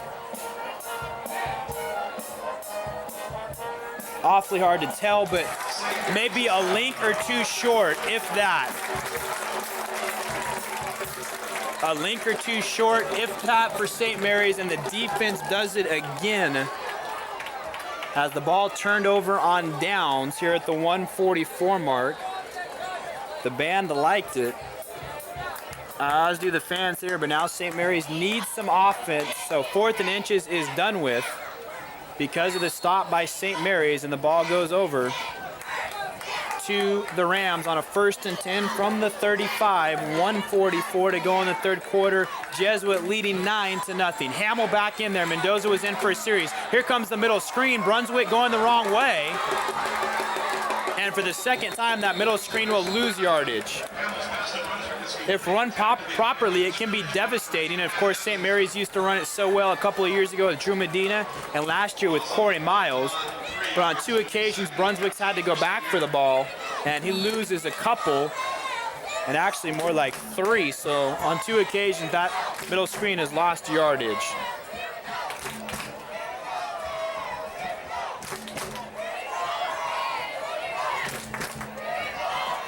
Evans, the man who finished him off.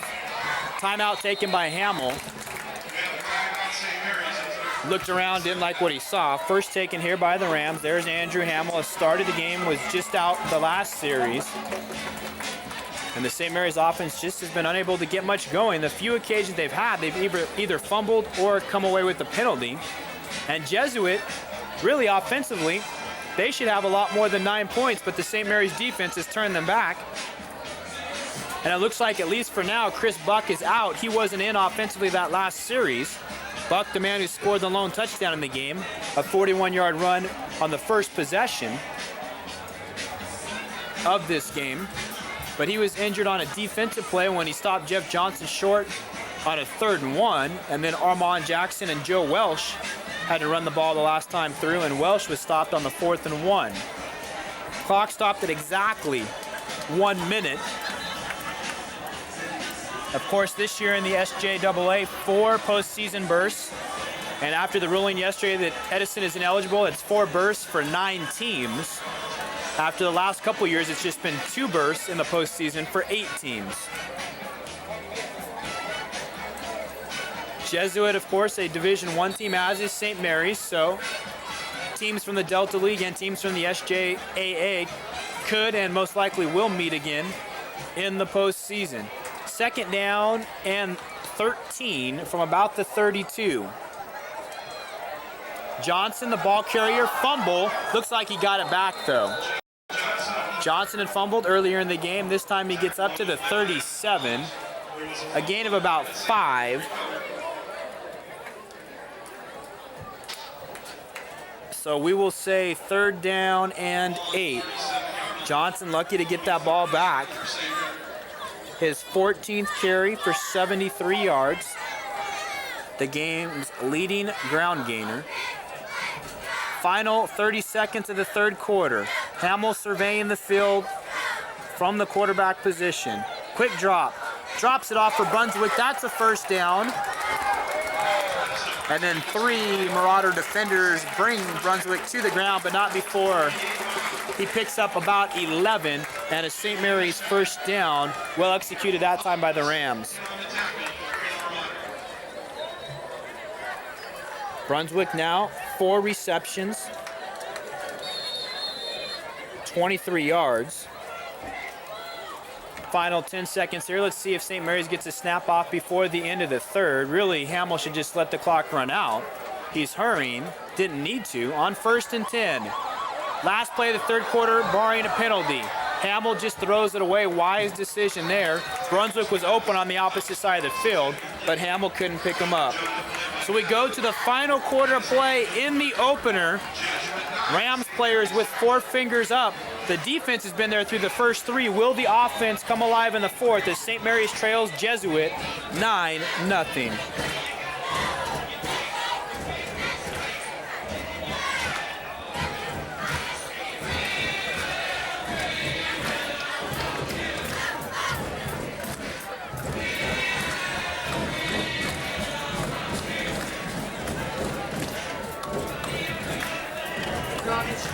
Six of 11 for Andrew Hamill in his debut. You saw some of the St. Mary's players up with the 4 fingers. As the Rams look to take control here in the 4th quarter, they have defensively actually an outstanding defensive performance. The offense just hasn't been there with the production. A rare game between a Sacramento Power and a team many think has a chance at the postseason in St. Mary's. A year ago, of course, we saw Granite Bay handle Lincoln. We saw Elk Grove beat Tokay. We saw Grant beat Franklin. Of course, tonight, Grant and Franklin are playing, and the Sacramento teams continue to have a stranglehold over teams from the Stockton area. This game could go a long way in changing that. The only exception, of course, 2 years ago in the Division I section championship game, when Lincoln was victorious over Elk Grove in one of the bigger upsets in Division I section championship history. 2nd and 10 from the 48, their own for St. Mary's as we start the 4th quarter. Quarles on the end around and gets maybe a yard. Valatuese, Catapano, Williams, all in there, that defensive line for Jesuit. And I've been lauding the St. Mary's defense. How about the Jesuit defense? Maybe the reason why the St. Mary's offense has had a lack of production, the play of that defense for the Marauders. A defense that starts 8 seniors.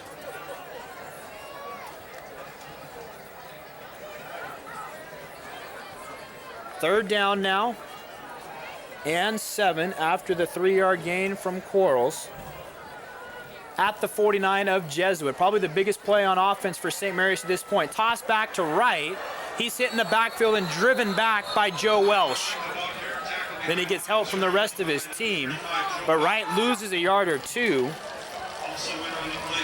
Tough there for Wright to pick up the 7 yards on a 3rd down. Little surprised St. Mary's didn't go with the pass. Now opportunities becoming fleeting for St. Mary's here in the 4th quarter. Catapano also in there on defense as well, one of the juniors.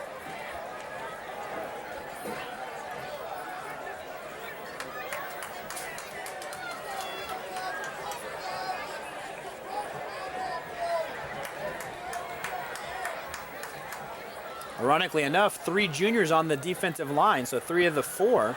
That's where the juniors come out. High snap again. Collins does get it away. He's had a very busy night.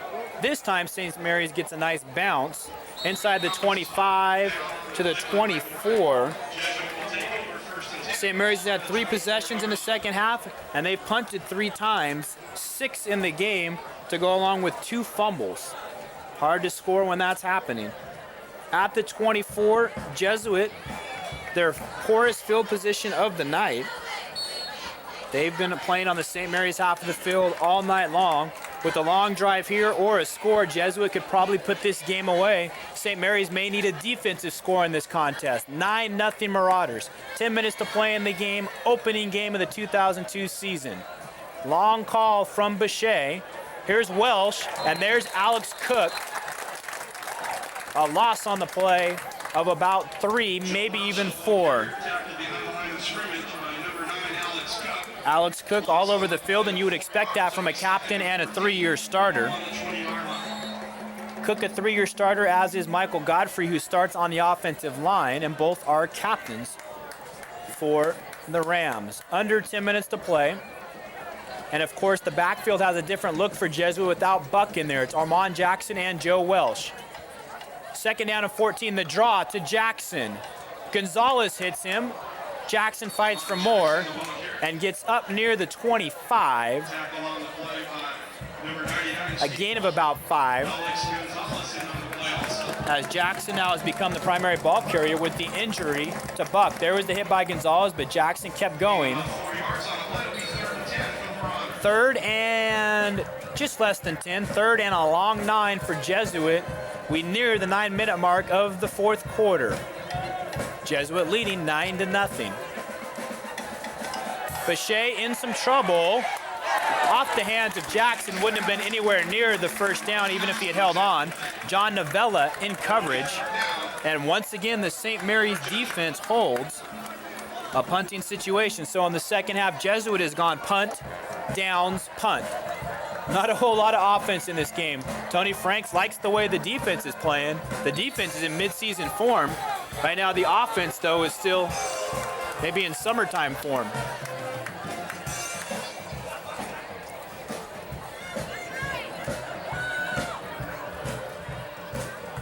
Maybe a chance for a return as well for Brunswick. Could energize St. Mary's. Still time left, down by 2 scores with 8:57 to go. But this may be a must-score situation for St. Mary's. Kick away by Collins, short of Brunswick, so he won't have a chance to return it. And the one thing about Adam Collins' punts tonight, they've all had good bounces to them. A 36, make it a 37-yard kick with no return, and that has been an ongoing theme for Adam Collins, who maybe is the game's MVP. kicked a field goal, recovered a fumble, and has punted quite well, pinning St. Mary's deep. Although this time the field position not too bad for the Rams at the 39. Fans on the home St. Mary's side very anxious, hoping their team can put together a score. Jesuit trying to preserve the shutout and get the win on the road. Just shy of the 40, 1st and 10. Hamill, complete. Dixon across midfield, and Richard Dixon gets down to the 46 of Jesuit. A 14-yard pickup. Dixon's first reception of the game, the team's leading returning receiver from a year ago. Quick little hitch. And the clock's starting to become the enemy of St. Mary's. Remember, they have 2 timeouts left. They've already used up 1. Jesuits scored on their opening possession, a 41-yard touchdown run by Chris Buck, and a late first half field goal from Adam Collins, 9-0 as the extra point was missed on the touchdown. At the 46, Hamill again, Brunswick bobbles, intercepted by Louis Stanfield. Stanfield far side, and you wonder if maybe that's it. Stanfield with the pick on the bobble by Brunswick, and Stanfield has been relatively quiet tonight. Comes up with maybe the biggest play of the game. Brunswick bobbled it a couple of times, and good hands from the tight end, who's doubling as the linebacker, Louis Stanfield, the 3rd turnover of the night by St. Mary's. It's up to the defense again, and now the St. Mary's defense almost has to start thinking turnover. Jesuits just turned it over once on a fumble. They have it, guess what, on the St. Mary's side of the field at the 45. 8:11 to go in the game. Bechet has gone the distance at quarterback in his debut. Flushed, Gibson giving chase. Bechet lofts it, looking for Henderson, and it's intercepted. On his feet is Dixon at the 17. Dixon coming the other way, gets a block and gets back to the 40. So there's the turnover on a ball really Bechet should have thrown away. Dixon with the INT. Pass intended for Jim Henderson. Played well by Dixon, who went up and took it away, and then returns it 23 yards to the 40. Quickly, the defense gives it back, and gives some credit as well to the St. Mary's coaching staff. After the turnover by the Rams on the previous play, the coaches were all clapping, kind of exhorting the defense, and the defense quickly gives the ball back to the offense. Still plenty of time at 7:53, but remember, St. Mary's needs 2 scores. 5 turnovers in this game.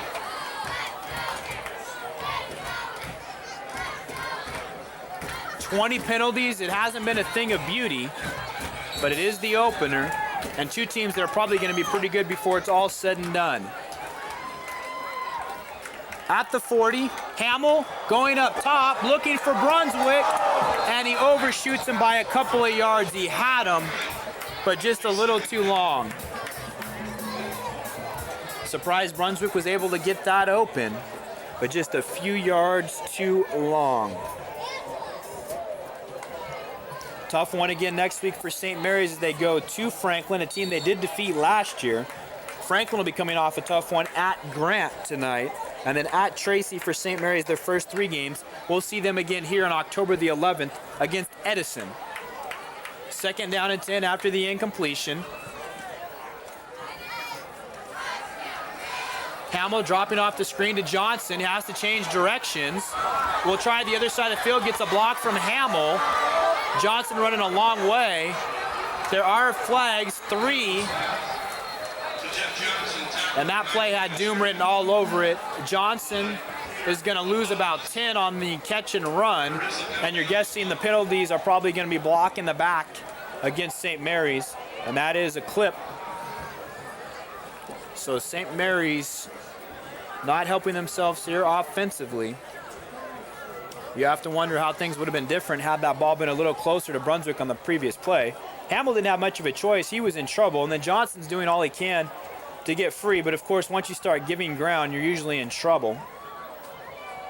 There's a block from Hamill, but with the clip and the loss on the play, St. Mary's goes from the 41 back to their 16. So in essence, loss of 25 on the play. And a 2nd and 35. 2nd and 35 upcoming here for the Rams after the penalty, trailing 9-0 with 7.5 minutes to go. Andrew Hamill looking deep for Lemke, and this is intercepted by Chris Rose. Rose at the 42, has blockers in front. There is a flag down as well. Tackles made by the center, R.T. Harada. Hamill trying to go deep, but threw into double coverage, if not triple coverage.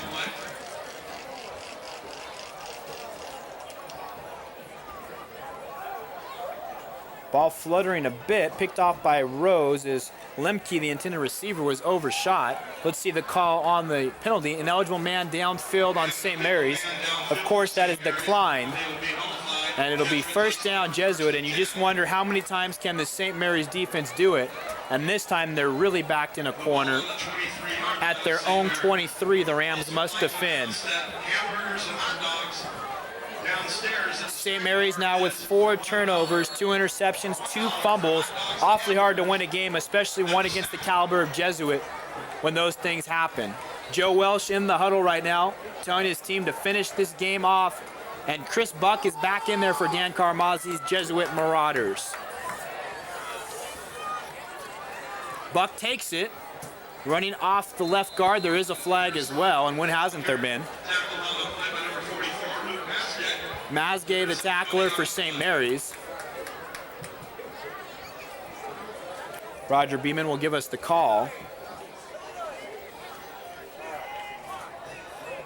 There's Roger. Hold. Goes against St. Mary's. Rare defensive holding, especially on a run. Clock at 7:08 to play in the 4th. As some fans actually starting to file out. Even though the team's down just 9, St. Mary's hasn't been able to put anything together offensively.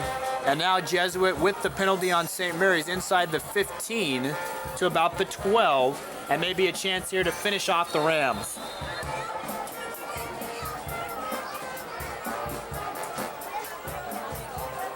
First and 10 from the 12 for Jesuit, under 7 minutes to go now. Welsh, the lone running back. Boucher, pass complete to Walton. Nice move there. Fumble.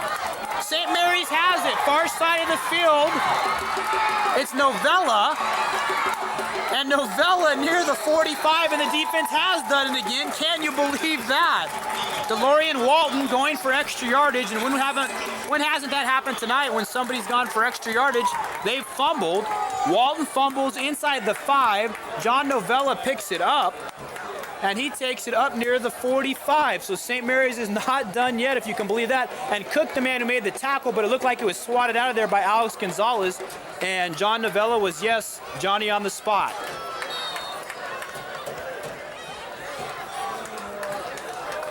Third turnover by Jesuit, doing everything they can to keep St. Mary's in it. From the 43 with 6:43 to go. Johnson breaks to the left side, brought down from behind by Evans. It looked like there was a chance for that to be a huge play, but Matt Evans, a nice job defensively. Clock now really becoming an enemy of St. Mary's because they must score twice. They have 2 timeouts left. And of course, there may be an onside kick in our future. A gain of 3, 2nd and 7. And St. Mary's may almost have to exclusively go to the pass. Even though Andrew Hamill has thrown 2 interceptions here in the 4th quarter. 6 minutes left in the game. It's Johnson again across midfield.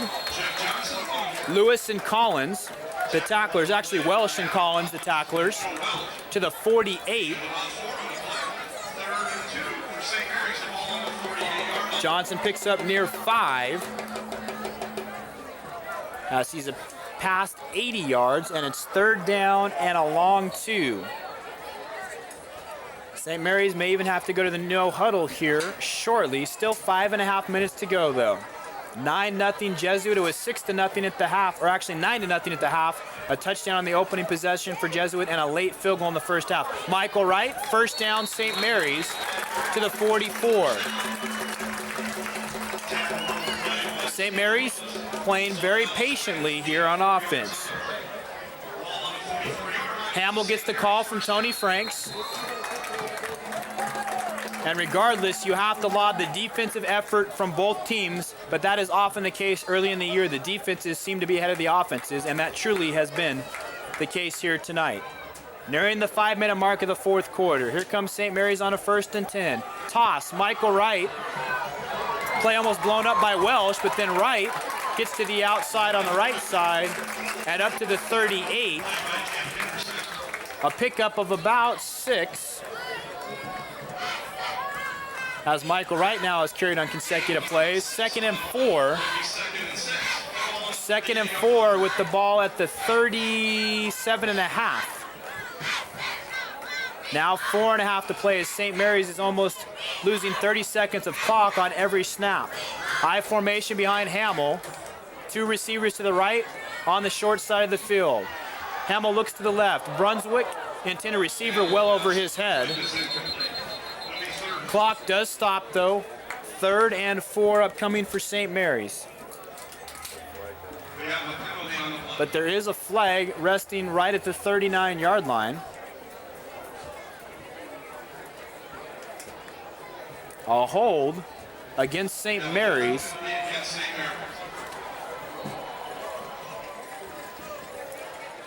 And as many times as the defense has stopped Jesuit, that's as many times as the offense has come up with a penalty or a turnover to stop a drive. Holding against St. Mary's brings it back to the 48. So now it'll be a 2nd down and about 14. 2nd and 14 now. After the penalty from the 48 for the Rams. Masgay, the fullback, he gets to about the 45, a gain of 3. 3rd and 11.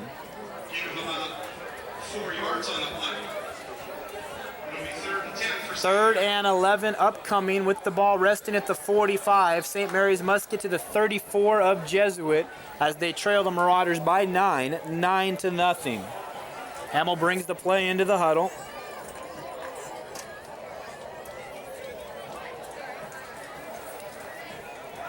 And of course, this is 4-down territory with just 3:40 left in the game. Toss to Wright. Gets about 3. And it's going to make it 4th and 8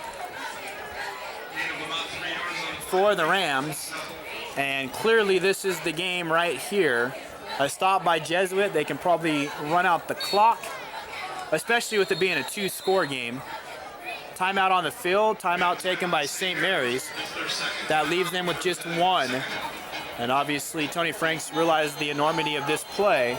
A 1st down or a loss, most likely.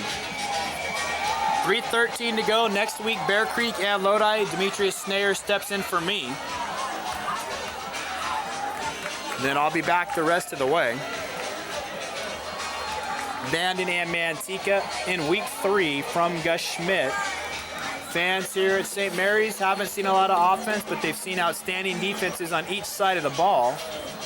Jesuit, a team that's always well-schooled. Dan Carmazzi in his 22nd year as a head coach. The rest of his staff very veteran as well. Ross Evans, 20 years now, came to Jesuit with Coach Carmazzi. The defensive coordinator, Tim Beers, 17 years. He works with the special teams. And George Harper, 18 years, the receivers and the defensive backs. That's something that's not often seen, if ever, on coaching staffs, coaches that stay together that long. Soon to be Channel 26, we should let you know. Ironically enough, will change on September the 26th. Of course, no reason for that, just merely a coincidence, but we go from Channel 30 to Channel 26 on September the 26th. 4th down and 8, pumped by Hamill, going deep, looking for Brunswick, out of bounds and a little too far, and that just may do it for St. Mary's with only 3:07 remaining in the game. And that's been the case for the offense, just not quite enough tonight. Good effort all the way around from both teams, but some work to be done on offense for both teams as well. Thought maybe we were going to have a shootout after Jesuit scored on their opening possession, drove the ball down the field, but since then it's been some very good defense and some ineptitude on offense. Marauders, I'd be very surprised if they threw the ball. Of course, the last throw for Bechet was a fumble after DeLorean Walton was about to score, and then of course before that was the interception by Richard Dixon. I formation behind the quarterback. There's Buck, upended, but is able to hold on to it, and that right now is the most important thing if you're Jesuit. So really Adam Collins and John Falatuese, the probably players of the game, along with Buck for Jesuit, and for St. Mary's it'd have to be Alex Cook. Timeout taken by St. Mary's. That is their last timeout. With 2:55 to go, it'll be a second down upcoming for the Jesuit Marauders. Up next for Jesuit, the Holy Bowl against Christian Brothers at Hughes Stadium. Then they take on Marin Catholic, a small school power, before traveling to Laguna Creek as they open up Delta League play.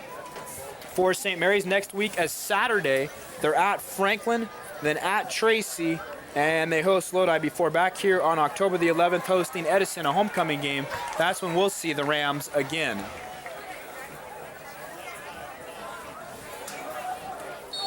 Second down and 10 upcoming for the Marauders. Feeling somewhat comfortable now at the 9-0 lead. Buck near a first down. Buck has come back nicely from the injury after he sat out an offensive and defensive series. That time Buck gets about 11. Another first down, so that's 3 more plays to run some time off the clock as we are under 3 minutes.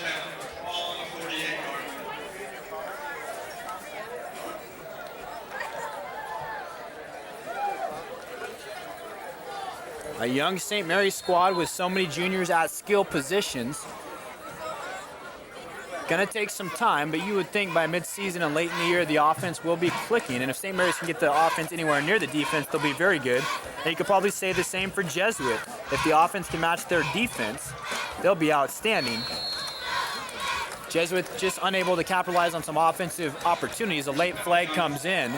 Clock ticking under 2.5 minutes, now stopped with the penalty.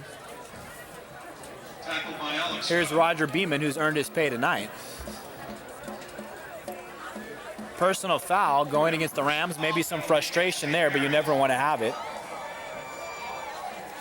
Some kids on the sideline doing the Macarena, I guess. Steve Walton back in the lineup for St. Mary's.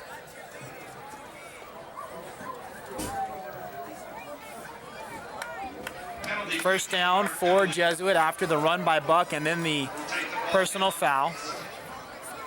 Fans starting to file out of the Thompson Sports Complex, a beautiful facility here on the St. Mary's campus. Athletic Director Jim Bruce told me that soon to be installed will be a baseball indoor hitting cage along with the wrestling room, and also serve with the cheer team during the day. So multi-purpose room, nice baseball stadium here just beyond the visiting bleachers, and a practice field as well for the varsity. First down, Jesuit inside the 30 of St. Mary's. Final 2 minutes of the contest. Toss back, Chris Buck. Buck adding to his yardage inside the 20. And Buck over 100 yards in the contest. 100 yards, a touchdown, and remember a key 3rd and 1 stop on Jeff Johnson here in the second half. We're now under 2 minutes.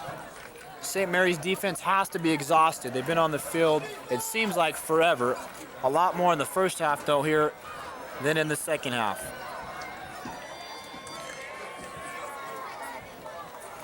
First down from the 15. Jesuit. Welsh.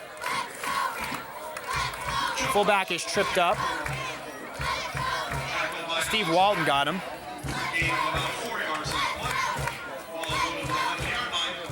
Actually looked like Alex Cook, who's made numerous tackles tonight. And once again, it appears like a Sacramento area team will come into Stockton and get a win. A year ago, it was Granite Bay going to Lincoln and getting a win, and Elk Grove going to Lodi to take on Tokay and getting a win. And 2 years ago, Grant at Franklin. So still a gap there. It's Buck inside the 5 as we're inside a minute. And the only thing left to be determined, will Jesuit go home with a 9-0 win or a 15 or 16-0 win? But they just may take a knee here on this play. We'll see.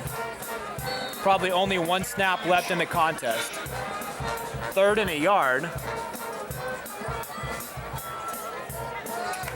Nearing 30 seconds left. St. Mary's, just the penalties and 4 turnovers, too much to overcome on offense. The defense was valiant, but it looks like it's going to be in defeat.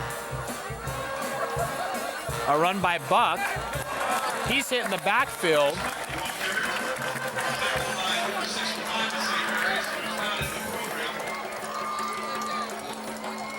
And one last outstanding play from the St. Mary's defense, but it is not enough as the final 5 seconds tick off the clock.